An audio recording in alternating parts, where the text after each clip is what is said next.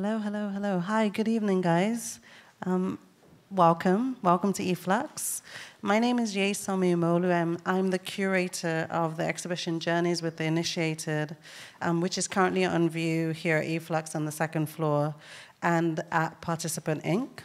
And the exhibition features the work of artists Malik Gaines, Evan Ifekoya, Grada Kilomba, Tiona Nakia McLaughlin, and Virginia de Medeiros. And the exhibition takes as starting point the work of the queer German novelist, philosopher, poet, and self-taught ethnographer Hubert Fichte. Fichte traveled extensively to research Afro-diasporic cultural and spiritual practices from the 1970s onwards. And between 1978 and 1980, he made several visits to New York to engage with artists, scholars, spiritualists, everyday citizens, and the queer community here. And these engagements are chronicled in the novel The Black City, which has been translated into English on the occasion of this exhibition, and which I believe you can get at the end, over there, at the end of our discussion today. And so I'm delighted today to be joined by an esteemed group of individuals for a discussion on the exhibition and the work of Hubert Fichte. I'm joined to my left here by Renée Green, who is an artist and a filmmaker and a writer. And she has been professor at the MIT program in art, culture, and technology since 2011. We're also joined by Grada Kilomba to my right, who is an artist based in Berlin.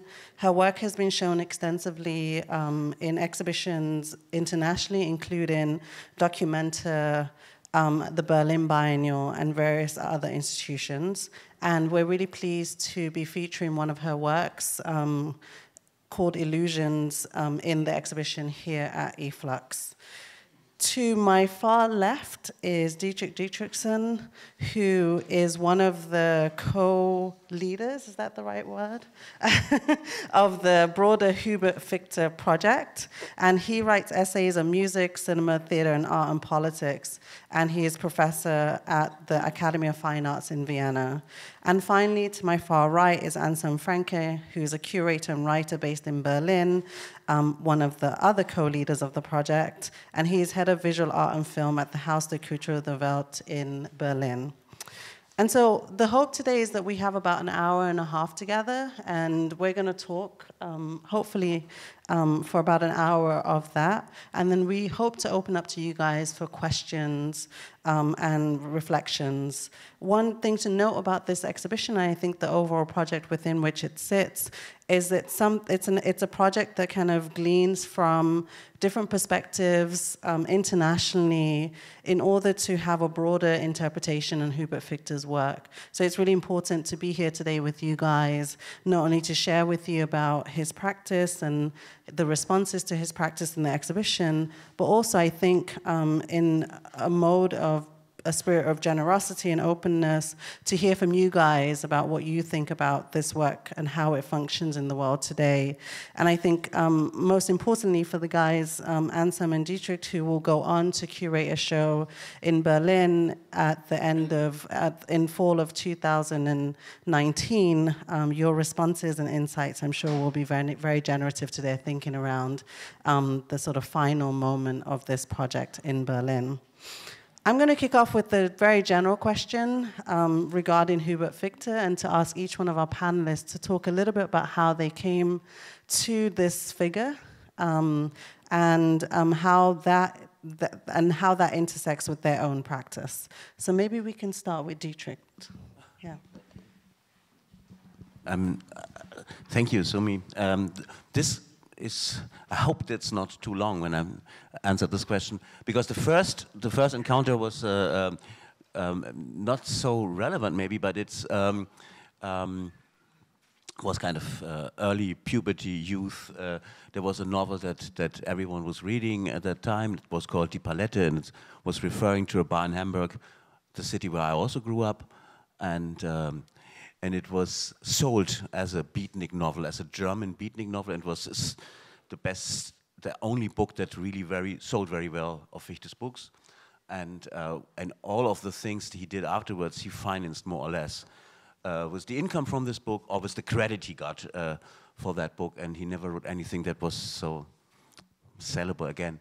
And this book was then for my young self very, in a way, intriguing and fascinating, but also disappointing because it had not a central character that I could identify with or that I could project my own feelings onto, but it was written with a kind of alienated distance to the life in that bar. There were plenty of characters.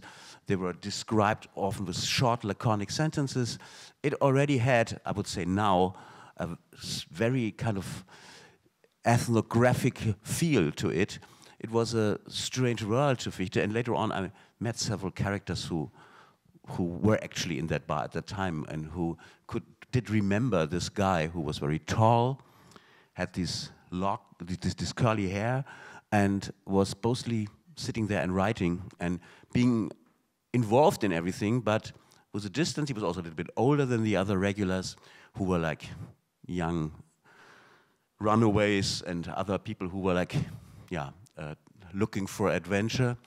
And among the regulars was, for example, the filmmaker Harun Farocki, who was later remembering how Fichte gave him a nickname and in the book. And so this was one experience, and then I forgot about it. And much later, in the late 80s, I was trying to find a relation for, maybe try to find an author or a writer or a language for certain interests I had developed in the meantime, and a lot of them had to do with what now is called post-colonial questions, and also queer studies questions, and there was nothing in a German language and nothing on a German perspective, except Fichte had just died. The early volumes of his long project, The History of Sensitivity, and that was basically his attempt to write a roman fleuve, as he called it, with Proust, his model, on his journeys through South America, Western Africa, the Caribbean, and finally also New York, in search for something that's later Paul Gilroy called the Black Atlantic, something like that. It's not so clear in the book. It's really an experimental set of volumes, and some of them are novels, some of them are the attempt at ethnographic writing, some of them are just diagnosis of his own crises with what he's doing. Am I still a German writer who writes about Hölderlin in train stations? Should I become an ethnographer? So this was like the first time I saw at least like some of the questions that were internationally discussed at that time formulated sometimes in a very radical, daring way, sometimes in a rather provincial way, and based on experiences from travels in the 60s and 70s to the mid-80s when Fichte died. And that started to get my interest then again. And then there was a third wave of interest, and that co-generated this project, but I'm not going to talk longer now. Sure. I'm a little curious about the third wave, because I want to talk about some of the other intersecting earlier waves. My interest comes from learning about Fichte through Diedrich, and I'm curious about the third wave. I'd just like to know, what was the third wave? The third wave was a moment when I was rereading the 900 pages novel Explosion, called subtitle the novel of ethnology or of ethnography, and I was thinking that the relation that what I experienced when I read the early German related novels, who are also like based on this kind of ethnographic gaze and like author ethnographic novels on on sex workers in Hamburg and things like that, was that I always thought he is like, he has this distance, but at the same time he's observing extremely precisely things like the way people talk, moments, elements of behavior. It's very, very specific and very adequate, and a world that I know from my own memory, so specific, so precise, without trying to be in the center of it or reaching the soul of it like bad writers try to. And I thought, I don't know about Salvador Bahia in 1971, and I will not be able to reconstruct it, but maybe we can find out what people in Salvador Bahia now, if they would have a similar, a totally different, or somehow a related relation to these impressions. Okay. Well, it's all interesting. So I came into contact first with, when I was working in Cologne on a work that became known as Import-Export Funk Office. And when I was in the process of making the work or just exploring around, I was in conversation with Diedrich. And I was actually literally staying at his place. He was not there, but I was there, sort of looking around at everything that was in his place. He didn't have a kitchen. Do you remember that? Yes. And this was a long time ago. You're probably not even born, a lot of you. And now I have a kitchen. Way back, okay. Yes, you're in Berlin. So this was in Cologne. And so I'm talking about around 1992. And so as Diedrich is like a music and cultural critic, he had many, many, many albums, record albums. And so that I was really interested in those, and also all the books. So I was, when he did return, he was explaining to me, and I asked if I could have permission to shoot footage of him telling me all kinds of different things. Among them, he was describing these massive number of volumes of the Fichte books that he had, and I think it's recorded somewhere in the 26 hours of footage of this work, and so I became intrigued by that, and then I also, I mean, it's been actually kind of an ongoing conversation. I've thought about Fichte, wondered where I could locate the writings in English, and I found a book called The Gay Critic, which was published in 2000, University Press book.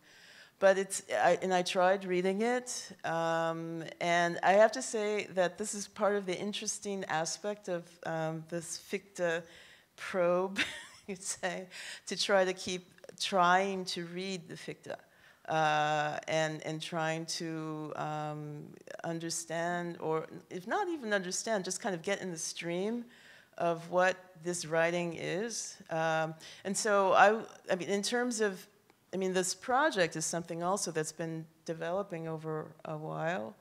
But the conversations, though, about Fichte, they keep emerging. And they've also crossed different locations where he was, and where our paths also crossed there, too.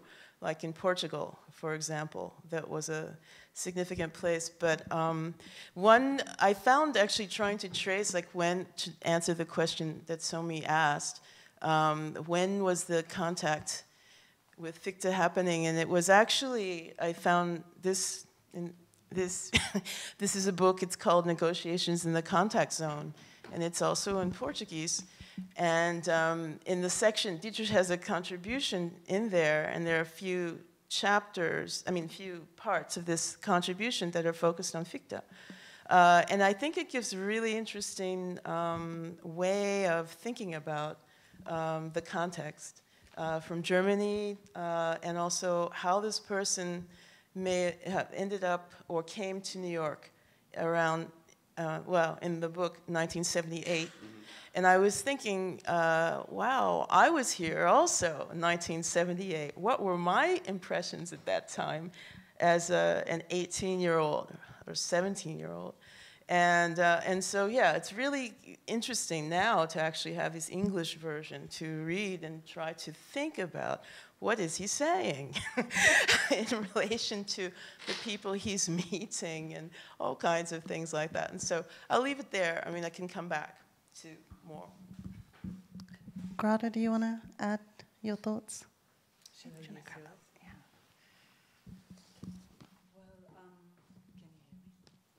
no. I'll give you this. Okay, thank you. I think I got in contact with Hubert Fichte in Frankfurt last year when we had a conversation with Diedrich, and I think Katharina von Ruckschel invited me to come to Frankfurt to speak about this project. And I must admit that it was a very problematic project for me, and it still is. And we discussed exactly that in Frankfurt. I understood what this project is about, what the concept is, and that became in conflict with my artistic practice of decolonization, decolonizing artistic practice, decolonizing thinking, decolonizing platforms. And it became a conflict for the very simple fact that I posed the question, Fichte's work is probably a very eloquent and very relevant work, but in the frame, in the post-colonial frame where we are today, is it urgent? Is it urgent to put so much money together and to go from each colonized city and deliver again a perspective of a white German writer, queer, who have the freedom of movement to cross from one country to the other, to produce knowledge about others, and to publish this knowledge, and then go back to these countries and deliver exactly the same knowledge that was delivered during the colonial time. That was my question, and it still is. So for me, it's not in question who he is and what work he does. I think each one of us do the work that we have to do. But it's how we use resources and platforms and create agendas with each urgency and which perspective. So from the beginning, I was in conflict with what this project was. I grew up with the candomblé. I come from, that's my religion. That's part of our everyday life. It's something that cannot be documented. It's something that cannot be put in a vitrine in a museum. It's something that is practiced. So there's a different knowledge production and understanding of what knowledge is. So all these questions were discussed, I exposed there in Frankfurt. And these are very important questions to ask. Today, in 2018, who do we glorify? Which work becomes visible? From which perspective?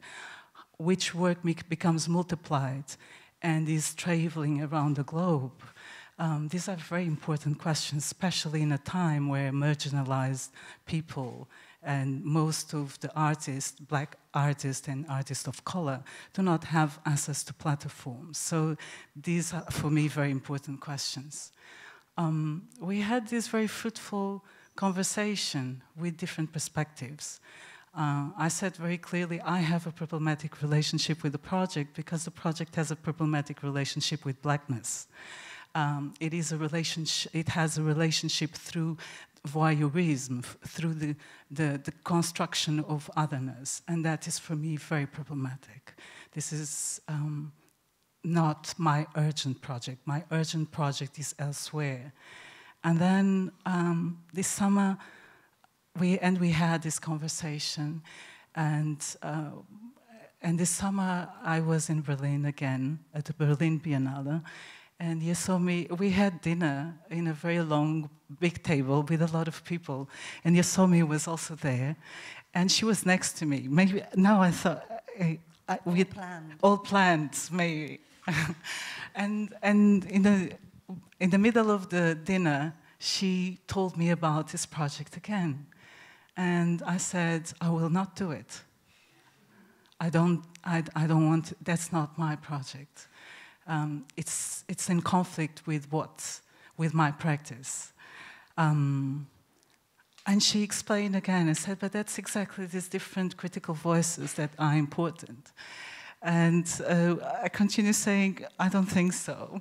But she was very convincing and kept writing. And I thought, okay, so let's think together. If I bring a work, then I would like to bring a kind of a parabola and a kind of ironic parabola, which will serve to these questions that I'm raising here today.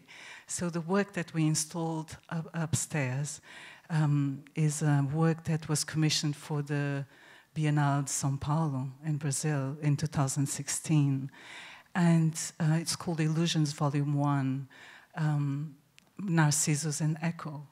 And this piece is exactly the restaging and revisiting his stories and history, and by telling the story of Narcissus and Echo, and exactly pointing and looking at what I am talking about now, which are the politics of misrepresentation and invisibility. Who becomes visible? Who is represented? Who is mirrored? And who can see itself mirrored in society, and who can speak, as Echo cannot speak, but only can repeat the last words of what Narcissus says. So there's all this mold of gender and sexuality and race involved in this piece that I thought maybe it's very fruitful to continue the conversation we'd had in Frankfurt and to have this piece installed here. So this is my connection with Fichte.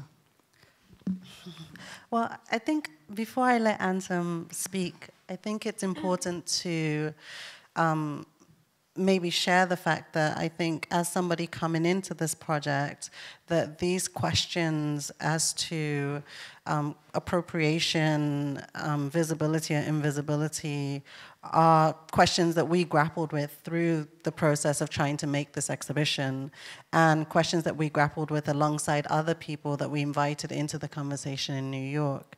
And I think one of the reasons why it was important to insist in the nicest way that you be included in the show is that for me, and I believe so for the team that has coalesced around the overall Fichte project, having that critical perspective is absolutely important, because upon first reading of some of the material, it's not easy material to digest. And that's stuff that I think, regardless of who you are, what identity you come from, or where you live, social class, there is a disjunction between the language and the positionality of Fichte in his material and our present day conditions. And I think that's just a fact for anybody who reads this work. And so maybe in order to kind of hear from Anselm talking about the impetus behind putting on the overall project, but I think I'd like to hear also about what is the intention behind this idea of making sure that the translation and the rereading of the work is situated within context that mirror context that Fichte went to, because of course you're going to get this other perspective that's going to come into view. And so maybe you could also elaborate on that and how that has functioned across the different venues, whether it's Santiago de Chile or Dakar or Sao Paulo, how this localized critical perspective has added to the range of discourses around this work. Well, our intention was certainly not to get rid of that problem, but our intention was to translate it from the German back into the languages of the places that Fichte wrote about, and then have an organized reception, meaning of having people discuss it. My second encounter with the work was negotiations in the contact zone. And that's almost 1994. I mean, I read it later. And in a way, my role in this is double. I was very much trying to think what would be an institutional structure to continue what you had done in this context, because I find some very fragile aspects, or in this work of the negotiations in the contact zone. A lot of it is under severe pressure right now. And setting up institutionally a structure that could, without getting rid of the pain, make space for that was one thing, and we did that with the infrastructure of the Goethe Institute, with the Haus der Kulturen der Welt. You know, you can be all so conscious of the problems that involves, but I'm someone who early on in my working life decided I want to try to work within institutions and make them more literate.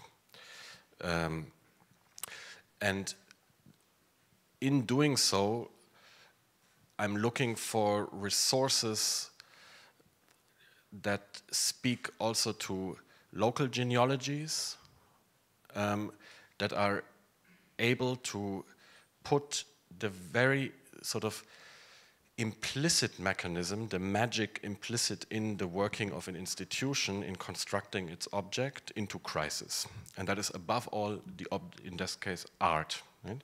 So we can, and to somehow problematize what becomes an art object, not just on the register of who is visible and represented, but also in what magic circle. In the sense of as divided from what, right? Like in the sense of, you know, qualified as, gratified as, and this first encounter of Fichte was the book he also finished, or didn't finish, as a compilation like The Black City shortly before his death in '86, which covers most of his West African and East African travels, but particularly Dakar. And the Dakar book, this book is called Psyche, and we've seen some of the murals of Pap Samp, of Papisto Boy, which is one of his interlocutors in Dakar. But this book is consists mainly of conversations with the doctors and some patients of the Fan Psychiatric Hospital. And Fichte is basically a very gifted interviewer. So like he's, I mean, what is really great about his writings is what he activates in the interviews.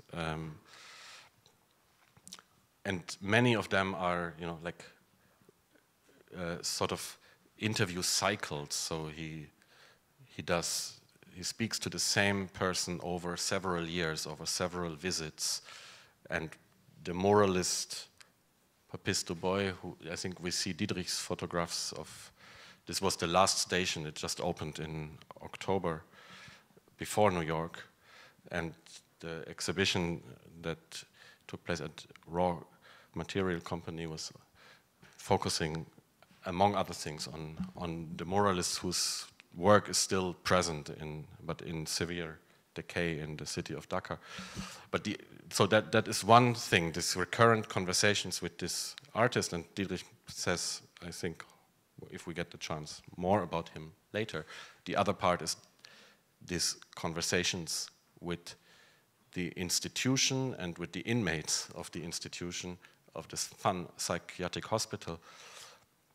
And something very particular comes into view there, which is, I mean, Fun Psychiatric Hospital had sort of a special status in the 70s because it was a rare example of a psychiatric hospital that would try to combine like Western medicine with so-called traditional methods of healing, which means more communal forms involving a whole other understanding of botany and of ritualistic practices, extremely contested and debated. And Fichte's main critique, I mean, he comes there as basically a critique of colonialism, and the main critique is that most of the French doctors present in the hospital do not speak Wolof, nor any of the other languages that the patients, often coming from rural areas and coming into the Fun Psychiatric Hospital often because they've lost the chance to live in their rural communities, and problematizing also, trying to understand what is that process and how did that or this society deal with people with mental disorders, problems, diseases, what and how come they end up in the rurals in the urban center of Dakar, and what happens once they enter this institution, and that becomes a kind of intense negotiation of a colonial frontier in the post-colonial state of Senegal as an epistemological problem that is not separable from practice of what it means to speak to, what it means to pathologize, what it means to live with patients. So for me, this book was an entry into how Fichte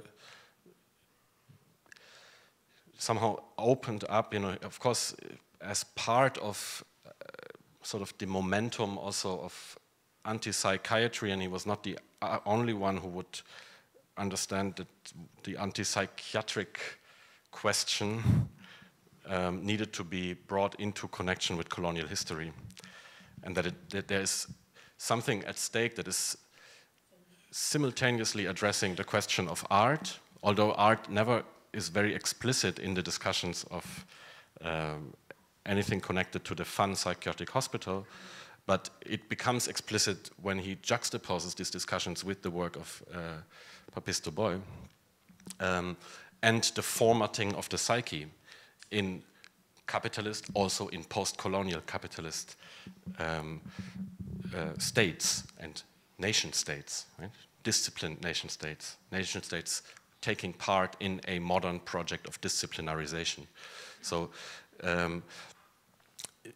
these two, the way he juxtaposes that is, I intuitively thought that is one of these toolboxes with which we can put what institutions do, how they discipline their object, how they discipline art today into crisis. So that was the entry point for me, both this collaboration between Renée and Diedrich and that book called Psyche. Thank you. I wonder if maybe to open it up a little bit, I'm going to ask Renée to talk a little bit about, maybe less about the project format and components of the contact zone project, but about the term contact zone and how that functioned within the constellation of practices and conversations that you initiated in 1994. But I think, as Anselm rightly remarked, is that contact zones right now are kind of highly I guess, politicized, highly in discussion. And I'm thinking of contact zones in relation to cross-culture, contacts between cultures, but then maybe also I can think about contact zones between relationships between the past and the present and negotiating that, which I think is something that we continue to do today with regard to thinking about colonial histories and how they manifest themselves in our present day. So I wonder if, Renée, you could talk a little bit more about contact zones, and then maybe, Grada, you could kind of take it from them to think about how you're also thinking through contact zones within your own practice, which is about trying to make connections between colonial histories and post-colonial narratives. Okay, can I have the images that I gave you? Okay. Oh. So, yes, I'll try to do that.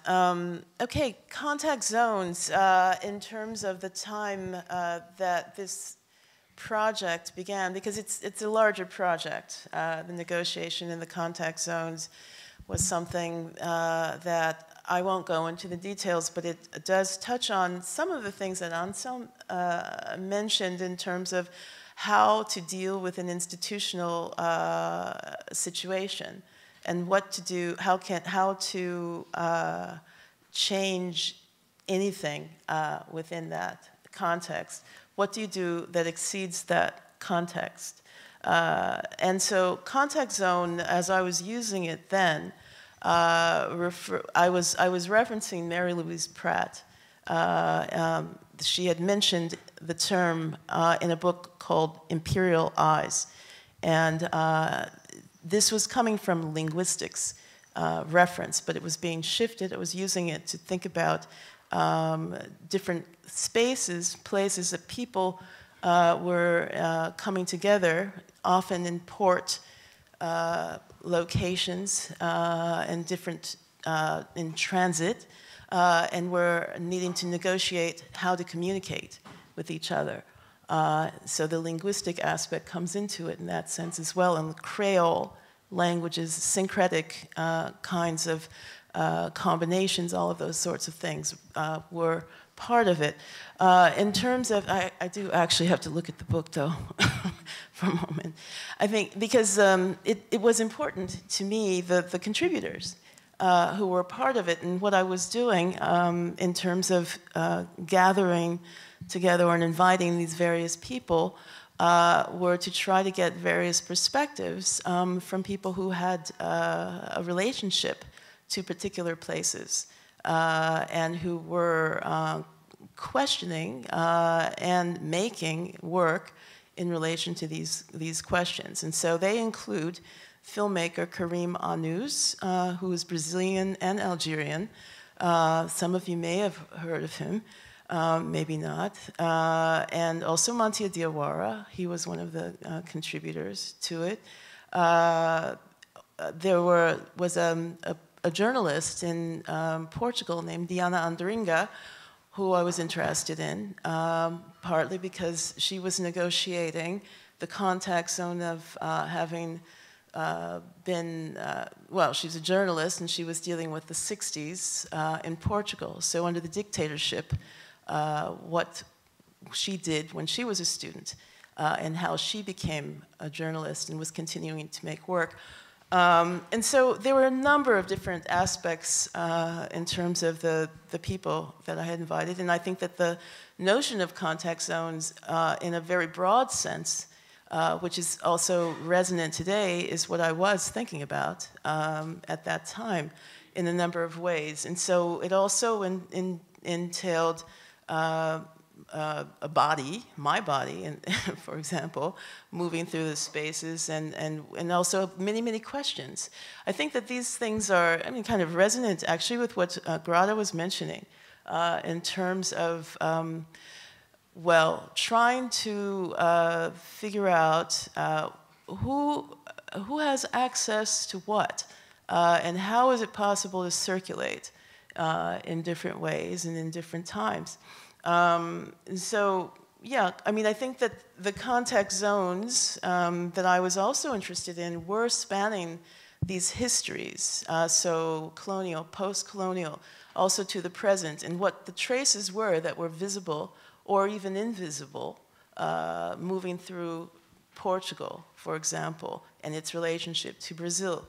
So there, I mean, so the ficta part is something that's just a part of a much larger questioning and the possibility of actually putting the various people in contact. It was also one of the objectives, and I think that this is an ongoing thing. I like that we're actually having a conversation now, even about it. I mean, my impression when I was actually approached by Anselm and Diedrich to curate in New York, which I declined because I didn't see how that could be possible for myself, as I'm not a curator, for one thing, and secondly, because I was really curious about the textual part, because mostly, one of the fascinating and weird aspects of this whole ficta thing has to do with this, well, most of the texts were in German, and then they were going to, it was very convoluted from my view, as was described. Also, yes, all of those weirdnesses that have to do with returning to those locations and the resources that it took to be able to do something like that, such a massive project all around the world. I was amazed and also kind of, I don't know, was sort of put off. But at the same time, I thought, okay, hey, Goethe Institute is all around the world. It's in a number of different locations. There's no way to avoid that. So how about facing it, going into thinking about, well, what does that generate? What's been happening with that in all of these different situations? And so I continue to be curious about how this is coming about. But I can definitely say, having just started to read through The Black City, it is a very weird read. It's very, very, very, very strange. But also, I mean, I think in the sense of this kind of stream of consciousness of ficta, I mean, I think that this is part of what's so, it's kind of weird, fascinating. I'm not, the disturbing aspect is sort of like I've been through so many different kinds of situations or read so many kinds of things, and so it's sort of like, okay, it's not surprising having read some of his other writing, but I think that part of what is generated, and I want to say something, I wanted to mention that I think that Fichte, he falls into, it sort of makes me analyze him more rather than to think about him as, I don't know, I think of him as someone who actually could be described as being part of the motley crew. And motley crew is an expression that Laura Harris has been using in terms of this term she's describing as the aesthetic sociality of blackness. It's in a book called Exile and Experiments in Exile. And I think it's interesting to think about. I think thinking about, and this is what I've been trying to do to be able to grapple with this project, in part, is to think about black study, aesthetics of black sociality, and the motley crew, and the contact zone. Those four. I'll leave it there. Well, I think one of the, I mean, I've done a lot of work thinking about artists or practitioners who are working within a sort of pseudo-ethnographic paradigm.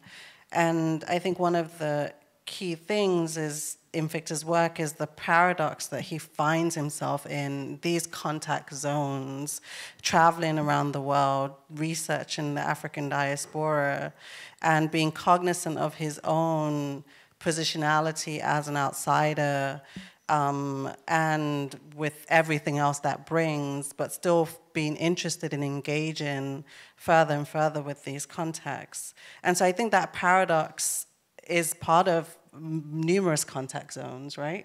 Whether or not you're Hubert Fichte or you're someone newly coming into the United States or a migrant body or whoever, right? In terms of displacing oneself in a new context and trying to grapple with who you are outside of that context and who you are inside of that context. So I guess I wanted to talk a little bit more about the context zones because I think it's actually a really useful term to think about these paradoxes, both in terms of difference and representation, but also in terms of like historical kind of remove from certain moments. And I think, Grada, your work does a lot of that, right? It's about you confronting these classical texts and making an interpretation of them through a series of translations in video and language and performance, and then in some ways staging a new kind of relationship with a classical text, right? And trying to trace that through different waves of colonial and post-colonial histories. I'm just wondering if you find the term contact zone useful within your practice as well, or if, yeah. I don't know really what, how you're using this term of contact zone.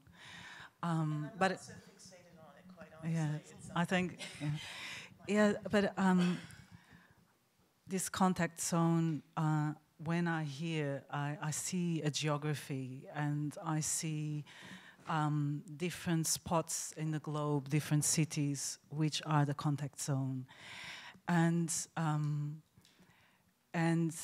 I think Fichte did the dramaturgy in his literature, in his literary and ethnographical work through these different contact zones. And how this relates to my work is very much what I'm really questioning, or what I am interested on questioning or bringing that or raise these questions to the audience is, I think one of the most important questions is what stories do we tell? And how are these stories told? And who tell them? And I think when we speak of an immigrant telling a story, it's a different story than of Fichte telling the story. I think I go back to what I said before. As much as eloquent and brilliant his work is, he has done what many other authors from Europe did. He is a man, a white man with freedom of movement, I have to say again, who can cross borders, who can travel to all continents, who can take the time to think, to observe, to classify, to describe, to name, to publish what the others are doing. And this is nothing new. I worked in the last, the structure is not new. The structure is something that we have experienced along the colonial system. I worked in a very beautiful project until 2017, 2 years long, in Maxim Gorky Theater in Berlin, which is a very beautiful, important, very political and radical theater. It was the first theater that had a woman of color as a leader, as a director. And it was the first theater, national theater, that clearly said that they have immigrant background people and people of color as part of the actors, dramaturgs, directors, as part of the ensemble. So until I was invited to work there in 2015 and to develop a project during the time that many people from Middle East were facing war and had to leave homes, flee and cross borders and became refugees. So people were crossing Europe by foot, and we came together to think, how do we as artists, what kind of political intervention should we do also as an institution? And I developed that work, and that was also related to the geography where the theater was. The theater is surrounded by a university where it's called the Umolu University, where I taught as a professor there until 2 years ago. It's a very established university. In front, they are rebuilding a palace that is called the Humboldt Forum, where they want to bring all the ethnological pieces, artworks that were most of them brought from the colonial time and taken during the colonial time and expose them again. It's a very complicated geography. And we realized that we were in a zone that had a legacy, a colonial legacy, and that was glorifying Alexander von Humboldt.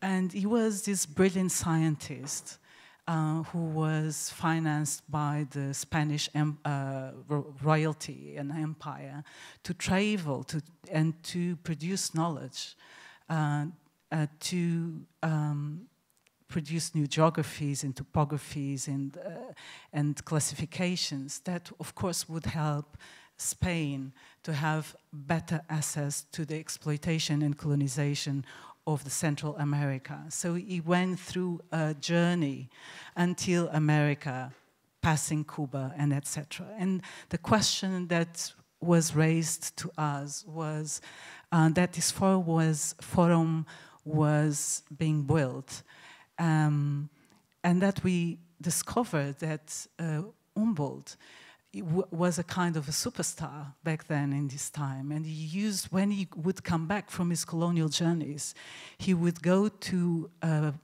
place called the Zing Academy, where he would give his lectures about the other world and about the others and the classification, what he called cosmos. And we realized that these lectures that took place in the Zing Academy was what today is the Gorky Theater. So the question is, how do we inhabit a space that has this legacy of colonialism, and how can we transform? How can we deal with this history, with this very problematic history? How do we occupy the very same space?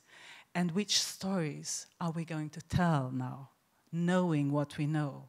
And to whom do we give a platform?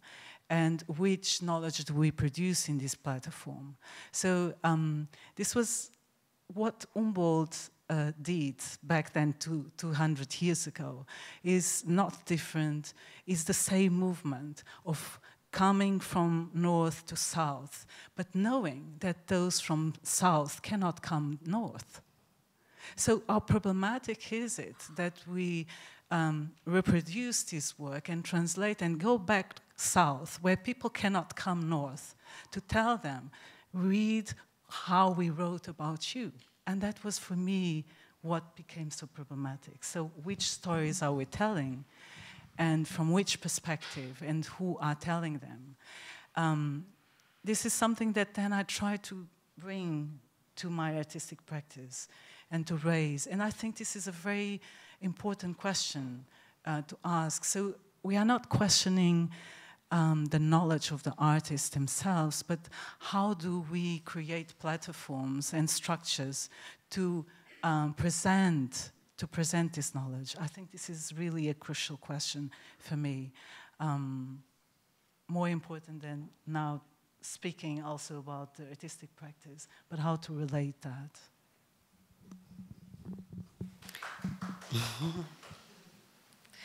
Well, I think it might be time to open out to you guys for questions. I know that we've run a little longer now, hour. So is there going to be a roving mic?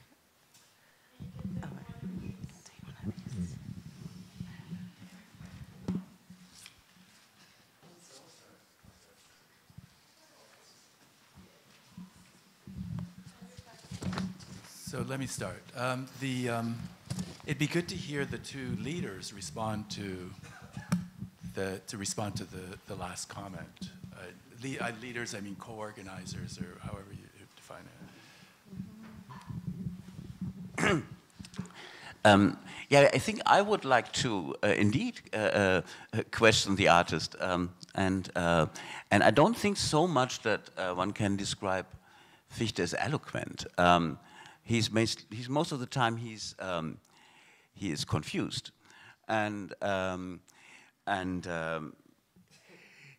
what what we see if we look at his work is that this confusion is not like based on traditional ideas of experience that confuse the subject, but it's because he's entering worlds that he is over challenged by, and that's somehow documented. And I mean, there are of course he's acting out of a privileged situation, but he's also a person who had been hid in his youth in an orphanage because he's Jewish. He had to be hidden from the Nazis by his mother, and he was from his early days on, when he was like 14 years or 15 years old, kind of a runaway. He was like obviously not at home in this post-war Germany. So I think there's of course plenty of other writers who do this, who develop this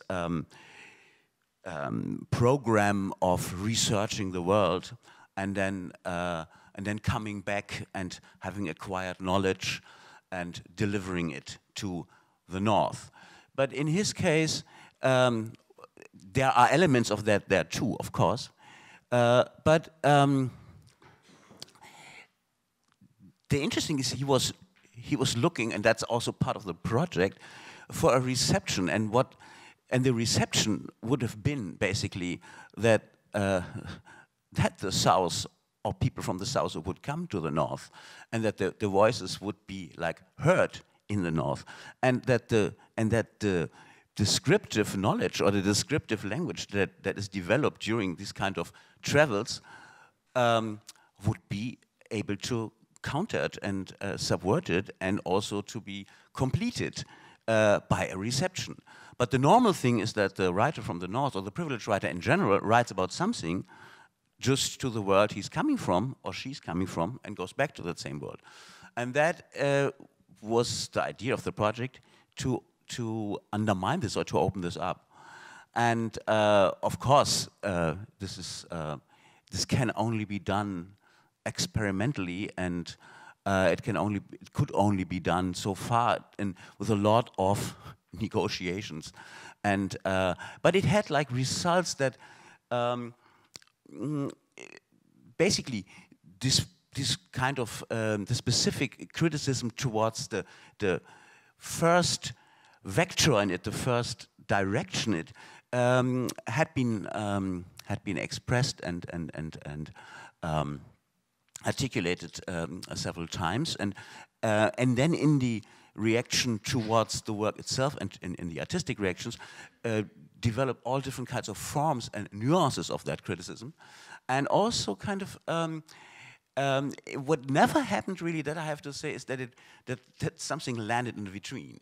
It all landed in some kind of activities and actions, and that's ongoing. I mean, it's not over. It's not finished.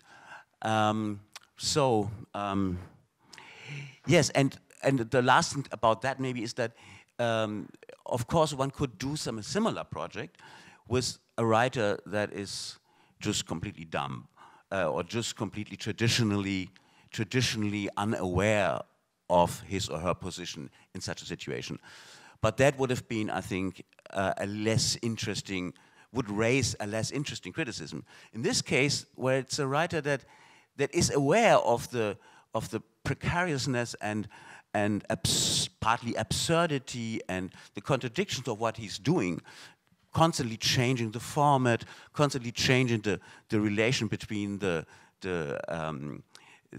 writer I and the fictional third person, and constantly like in a way being confused, but in a like interesting, intense way. It would be more interesting to put him on the table and to turn him into an object of criticism and response.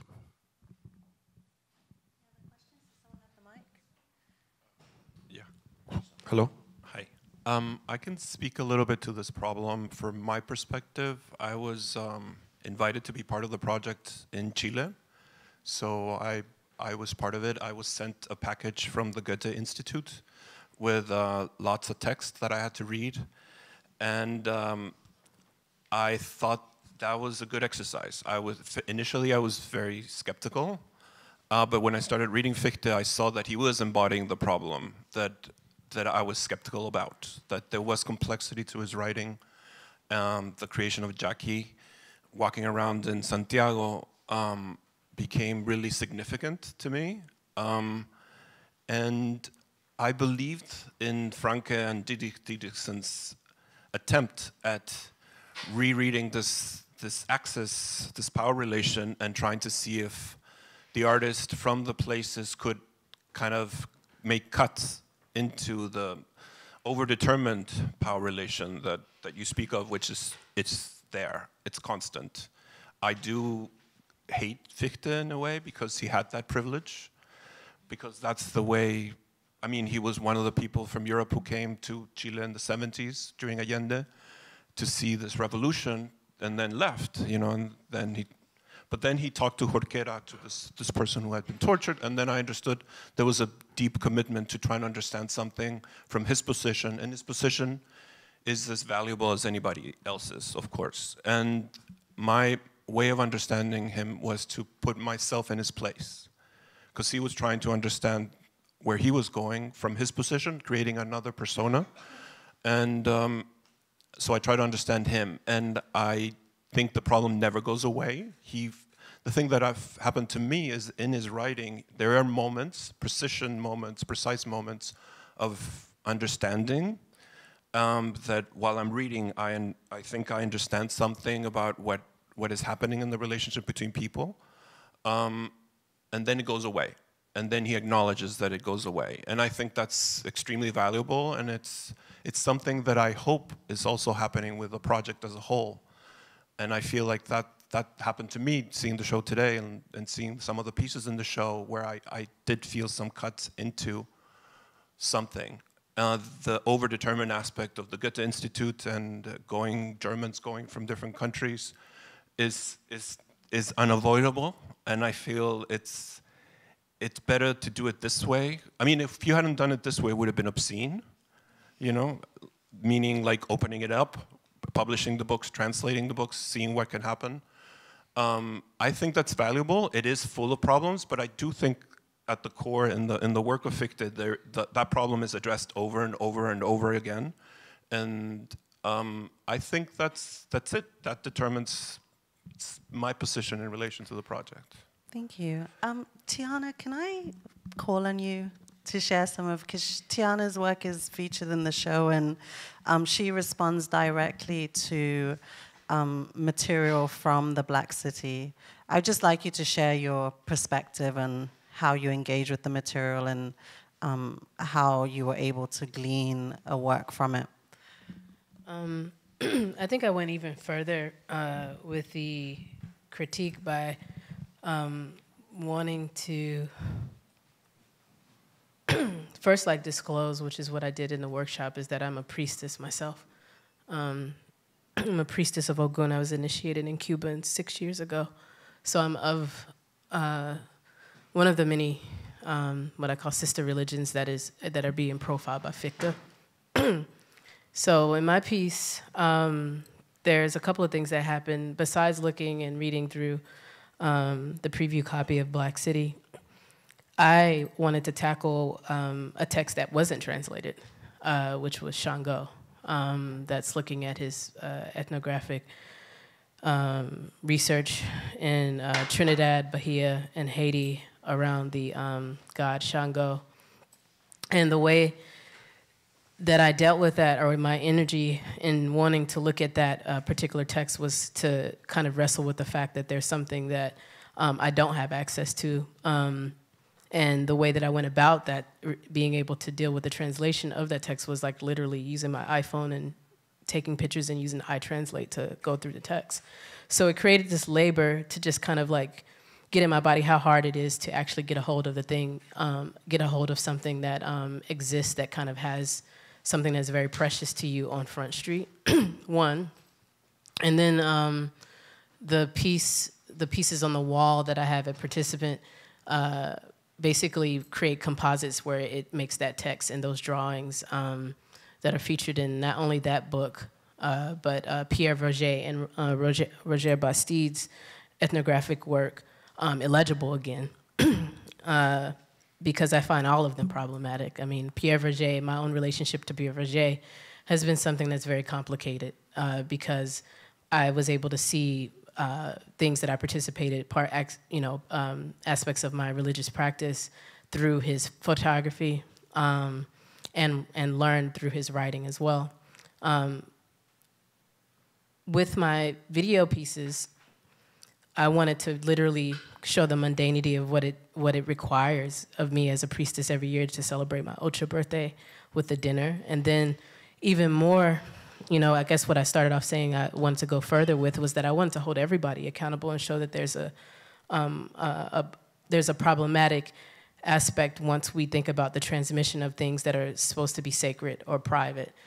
So the videos and the films that I create excerpts from in the smaller screen, aside from my my offering that happened in real time on my actual Ultra birthday, are pieces that deal with films that have been produced in Brazil, a blaxploitation film that was produced called Lord Shango, written and directed by Black folks, featuring an all-Black cast, as well as my first view of Shango, which comes through the WWE wrestler Papa Shango, which was the first sight that I had of something that I didn't even know that I was going to get into, which created an immense fear of any idea of like the religion, voodoo, etc.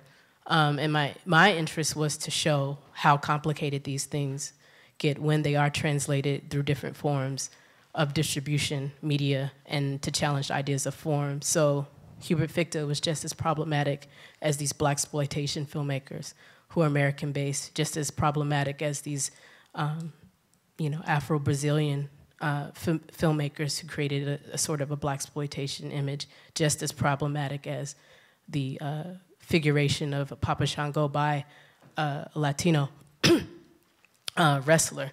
Kind of like complicate and challenge my own self of like, who am I pointing at? Who am I saying what is wrong? Yeah. Thank you. Were there any other questions in the audience? If there are, just put your hand up and we'll get the mic to you. No, stunned to silence. No, I'm joking. Great. Well, if there are no other questions, I want to thank you guys all for joining us this evening, and thank you to Diedrich, Renée, Grada, and Anselm also for sharing with us. Thank you and good evening.